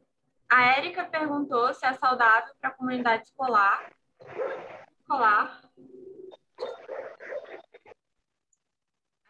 repetindo, é saudável para a comunidade escolar, para o clima escolar, a disputa de chapas no interior das escolas? E aí a Letícia perguntou se você acha, considerando uma gestão democrática, em que a gestão não seja indicada, mas eleita, você acha importante ou necessário um processo de formação de candidatos à direção escolar? Se sim, quais temas, pontos e questões seriam fundamentais para melhor preparar os candidatos para a gestão? E, por fim, a Andressa, que ela fala sobre o que está acontecendo nas escolas do Rio, né? E o medo de que não hajam chapas e as escolas retornem às indicações. E ela fala isso porque na eleição passada, mais da metade das escolas não teve chapa inscrita. como reverter isso e convencer o colega de que montar uma chapa é importante e necessário? Bom, então vamos lá, né? Vou começar pela primeira pergunta, né? Que foi em relação à questão de ter chapas, né? Dialogando ou, enfim, em disputa, né? No contexto da escola, se isso pode ser saudável. Acho que tudo depende da forma como essa disputa é construída, né? Eu acho que há muitas formas de você discutir ideias opostas ou propostas diferentes, né? Ou até mesmo antagônicas, né, dentro da escola, com respeito, com cordialidade, né, com a manutenção de um clima bom, né, dentro da escola. Eu sei que isso muitas vezes não é o que acontece, né, tem em alguns casos, né, a criação de um clima quase bélico, né, na escola, mas, enfim, eu acho que isso é muito um reflexo, né, de algo que não nasceu ali, naquele momento da disputa, né, da candidatura desses pretendentes à direção da escola. Já estava ali, né, enfim, já estava plantado ali no que a gente chama de ethos da escola, né, assim, se é uma escola onde a gente, né, rotineiramente tem discussões e as pessoas que têm ideias opostas, né, tratam isso de uma forma desrespeitosa, ou não respeitam o espaço do outro de fala, ou boicotes, enfim, isso já estava, né, construído nessa dinâmica da escola e acaba sendo reproduzido também nesse processo. E é difícil, né? Mas eu acho que é algo que tem que ser tratado não só para a questão da seleção do diretor, eu acho que é algo que tem que ser tratado em termos de construção do clima daquela escola, né? Da consciência de respeito, de relação interpessoal e enfim, consciência democrática de respeito a uma opinião diferente, né, enfim, da escola, que aí passa desde os estudantes até a direção da escola. Mas eu acho que isso não pode impedir, né, a tentativa da gente ter processos mais democráticos na escola.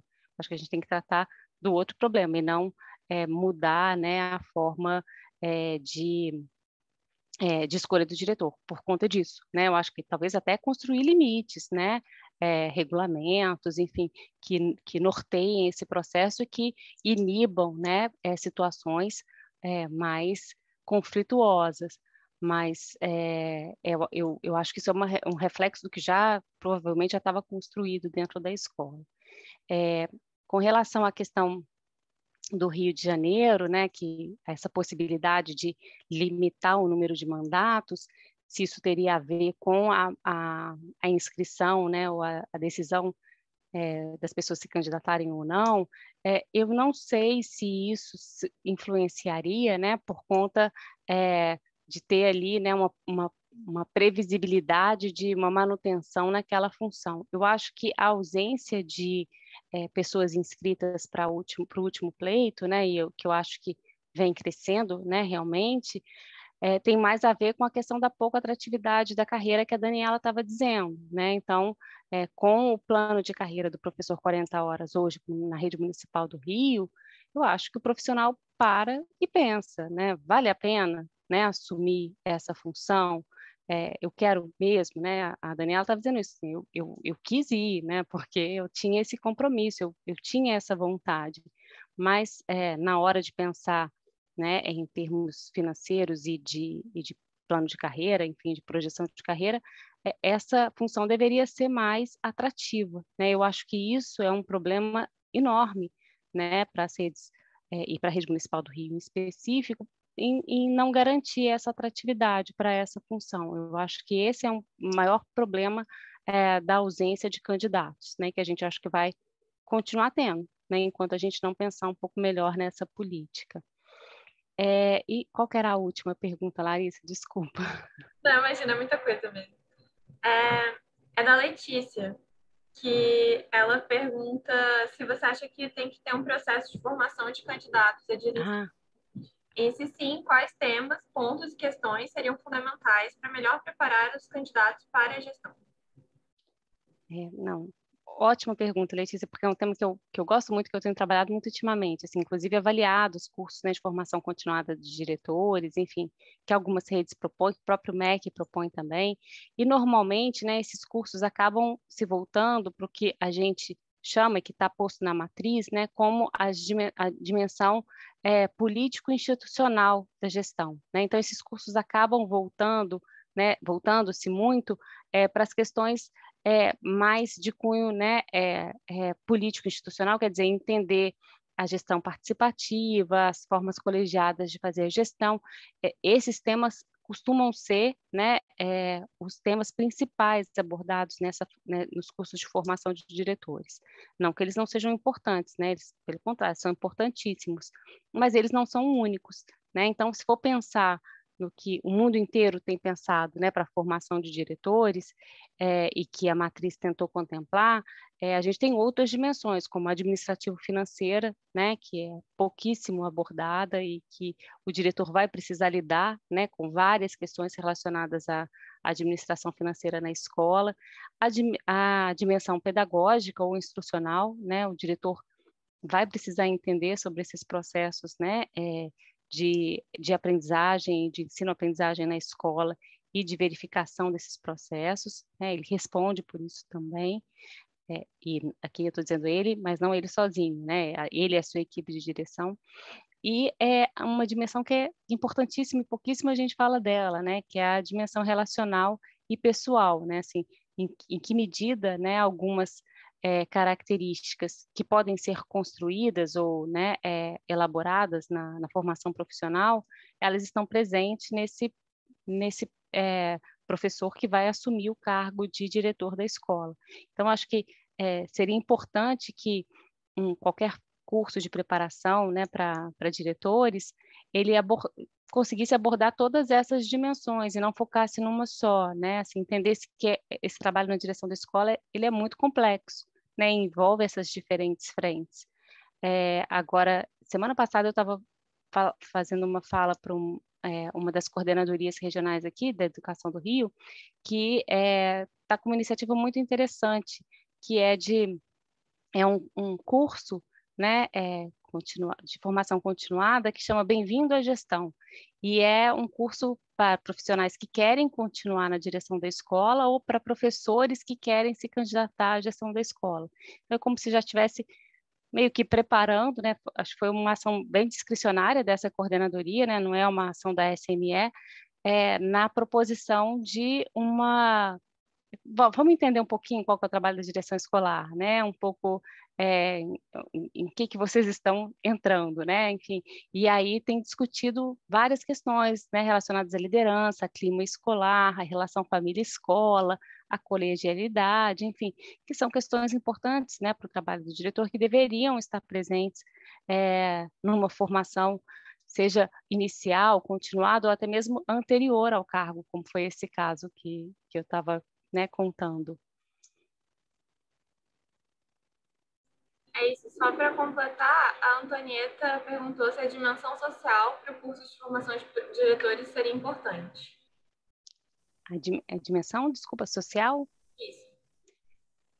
Não, com certeza, assim, quando a gente fala, né, dessa dimensão, eu pelo menos entendo, né, que essa dimensão social, ela acaba perpassando por todas as outras, né, assim, eu tô pensando, né, socialmente, quando eu estou falando da minha escola enquanto instituição, eu estou discutindo a função dela na sociedade, eu estou pensando, né, essa dimensão social na articulação com os pares, né, nessa administração das relações da escola, e também na dimensão pessoal relacional, que envolvem aí algumas características do trabalho do diretor, que são importantíssimas, né? E a gente costuma dizer, não deve ser uma exigência, por exemplo, né, para o cargo, para assumir essa função de diretor escolar, que a pessoa seja uma pessoa justa, né, por exemplo, né, pensando aqui em características pessoais, uma pessoa que tenha habilidades socioemocionais positivas, né, que a gente pode chamar assim dessa forma. Mas eu tenho que pensar, né, que para exercer o cargo de direção da escola, né, ele tem que agir em relação, né, por exemplo, aos seus alunos com justiça, né, Eu não posso interpelar ou querer, né, medir se ele é uma pessoa justa na sua vida, né, mas ele, na sua vida pessoal, mas no exercício da sua função, ele tem que agir com justiça, com transparência, né, como outro servidor público, né, também na sua relação com os outros, que passa também por essa relação social que a Antonieta estava trazendo, né, então, construir, né, essas relações sociais, né, com a comunidade, né? A gente estava discutindo outro dia a importância dos alunos e daqueles professores se sentirem, né, socialmente representados e como parte daquele espaço, né, social e daquele contexto, né? Como que é importante valorizar, por exemplo, né, a comunidade onde a escola está localizada e entender, né, os seus desafios e as suas possibilidades, enfim, tudo isso faz parte de uma ação que é social, né, do diretor. Então, eu acho que é fundamental, Antonieta, eu acho que perpassa, assim, todas as outras dimensões. Chegou agora mais uma pergunta, não sei se dá tempo de responder. Posso falar? Pode. A Letícia perguntou se há dados que indicam correlação entre clima escolar e inserção da escola em sua rede territorial.